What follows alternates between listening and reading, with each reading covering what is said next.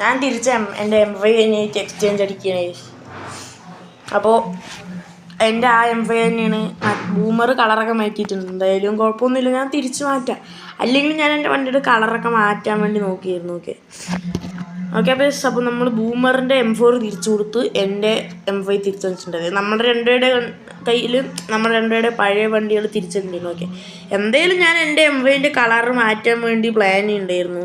ഇനിയിപ്പോൾ എന്തായാലും ഇനി മാറ്റാം. ഓക്കെ, അപ്പോൾ ബൂമർ ചെയ്തിരിക്കുന്നത് ഒരു ഓറഞ്ച് വിത്ത് കാർബൺ ഫൈബർ തീമാണ്. ഓക്കെ, അപ്പോൾ ഞാൻ ഇനി വീണ്ടും M5 തന്നെയാണ്, അതായത് ആ സെയിം M5 ആണ്, കളർ വ്യത്യാസമേ ഉള്ളൂ. ഓക്കെ, അപ്പോൾ ഇനി എനിക്കറിയത്തില്ല, ഞാൻ ചിലപ്പോൾ നമ്മുടെ ആ ഒരു പഴയ ആ ഒരു പർപ്പിൾ ആൻഡ്